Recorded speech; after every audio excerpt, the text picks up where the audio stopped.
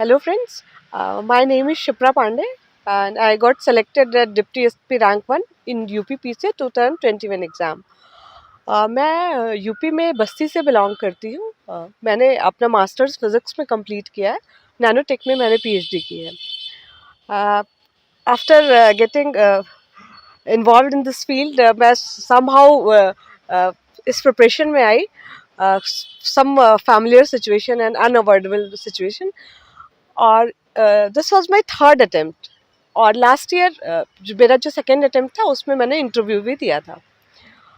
अगर हम इस एग्ज़ाम में मेंस की और इंटरव्यू की बात करें तो मेंस का पेपर जो होता है 8 पेपर्स मेंस में होते हैं, जिसमें पहला पेपर हिंदी का होता है, दूसरा ऐसे का, फिर जीएस 1, 2, 3 एंड 4 और उसके बाद ऑप्शनल हमारा होता है जिसके 2 पेपर होते हैं। और ये टोटल होने के बाद इंटरव्यू हमारा 100 मार्क्स का होता है। तो अगर हम जीएस की बात करें तो हिंदी और ऐसे के लिए मैंने एक डॉक्टर सीएल त्रिपाठी सर है, उनका प्रज्ञा प्रवाह चैनल ज्वाइन किया था। उससे मुझे काफ़ी हेल्प मिली थी हिंदी और ऐसे में। और जीएस 1, 2, 3 एंड 4 की बात करें तो उसके लिए सबसे पहला जो मेरा आप लोगों के लिए सजेशन होगा कि आप सिलेबस को एकदम बाय हार्ट कर लीजिए। सिलेबस बिल्कुल आपके टेबल के सामने होना चाहिए, क्योंकि अगर आप यूपी का पेपर देखेंगे तो जो भी टॉपिक सिलेबस में मेंशन्ड है एग्जैक्टली वही उठा के आपके क्वेश्चन पेपर में होता है। इधर उधर भटकाव बिल्कुल नहीं होता है। तो हमारी कोशिश ये होनी चाहिए कि हम सिलेबस में जितने भी टॉपिक मेंशन हो उनको कवर करें, उनका जिस्ट प्रिपेयर करके रखें। तो मैंने यही स्ट्रैटेजी बेसिकली अपनाई थी। उसके लिए मैंने ओनली आईएएस की पीडीएफ को अपना सोर्स मटेरियल बनाया, बेस मटेरियल बनाया था और करंट से उसको सप्लीमेंट करती रहती थी। करंट में जैसे कोई आपको ऐसा डेटा मिल गया जो कि हम एग्ज़ाम में यूज़ कर सकते हैं, उसको आप पेन डाउन करते जाइए।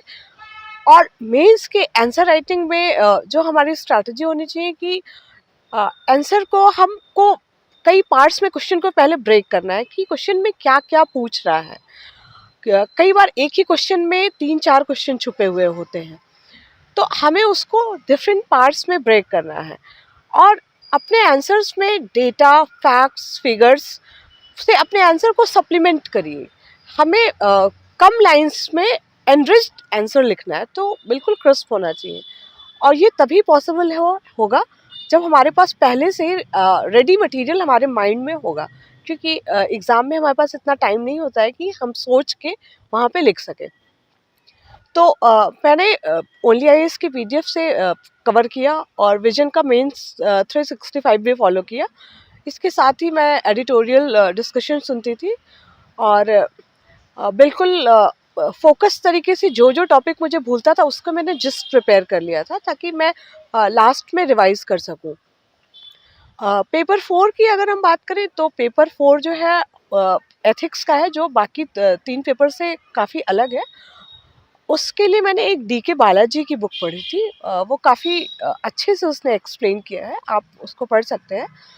उसके बाद यहाँ पे भी मैंने अपना बेस मटेरियल ओनली आईएएस का पीडीएफ ही बनाया था और एग्ज़ाम में आप खूब सारे खूब सारे एग्जाम्पल्स कोट करिए। आप जितना ही अपने एग्जाम्पल्स को कोट करेंगे उतना ही ज़्यादा एथिक्स में मार्क्स आने की पॉसिबिलिटी है। एग्ज़ाम में मेरा एक क्वेश्चन छूट गया था एथिक्स का, 20th क्वेश्चन। उसके बाद भी मुझे 200 में 115 मार्क्स एथिक्स में मिले हैं और ओवरऑल जीएस की बात करूँ तो मेरे 444 मार्क्स आए हैं जीएस में। तो उसका यही रहा कि मैंने एग्जाम्पल्स बहुत कोट किए पेपर 4 के लिए और बाकी सारे पेपर्स के लिए मैंने टॉपिक के क्रक्स बना के रखा जिसको मैं बार बार रिवाइज करती रही और एग्ज़ाम में फिगर बहुत यूज़ किया। जितना भी जहाँ भी फिगर का, फ्लो चार्ट का, डेटा का, डायग्राम का स्कोप हो, स्कीम्स का, वो ज़रूर डालिए, उससे आपका आंसर बहुत एनरिच होता है। इसके बाद हम लोग इंटरव्यू की बात करते हैं। तो मेंस का रिज़ल्ट आने के बाद आपके पास 15-20 दिन होते हैं इंटरव्यू के लिए, जिसमें हम अपनी पर्सनालिटी को चेंज नहीं कर सकते, बस इम्प्रूव कर सकते हैं। तो हमें अपने पे यहाँ पे थोड़ा ट्रस्ट रखना है कि हम यहाँ तक आए हैं और हमें काफ़ी कुछ पता है इसके बारे में, हमें सोचना है और अपने स्टाइल को थोड़ा-सा बस इम्प्रूव करना है हमको। कॉन्फिडेंट रहिए और अगर आपको किसी क्वेश्चन का आंसर नहीं पता है, तो आप बिल्कुल भी बोर्ड मेंबर को घुमाने की कोशिश मत करिए। आप सिंपली बोल दीजिए कि sorry sir, I can't recall at the time.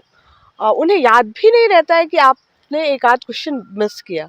और बहुत प्रिसाइज आंसर दीजिए और हमेशा पॉजिटिव अप्रोच दिखना चाहिए। You are going to be an administrator and your personality must reflect this.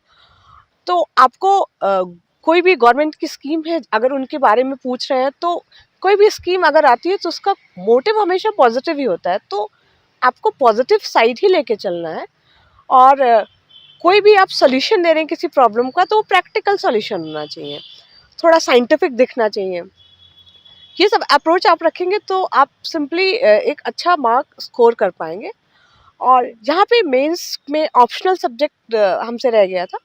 तो ऑप्शनल की अगर हम बात करें पेपर 1 एंड पेपर 2 का, तो मेरा ऑप्शनल ज्योग्राफी था और मेरे मार्क्स थोड़े ऑप्शनल में कम थे, 197 ही आया। लेकिन पेपर 1 में मेरा एक दो क्वेश्चन गड़बड़ हो गया था, जिसकी वजह से ऑप्शनल के मार्क्स मेरे कम हो गए।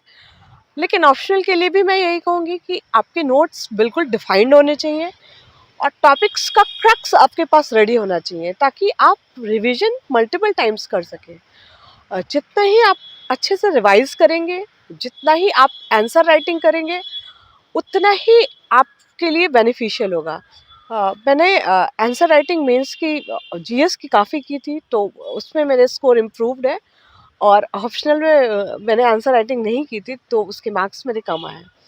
तो सोर्स डिफाइंड रखिए, रिवीजन अनलिमिटेड करिए और खुद पे विश्वास रखिए and you are going to be succeed.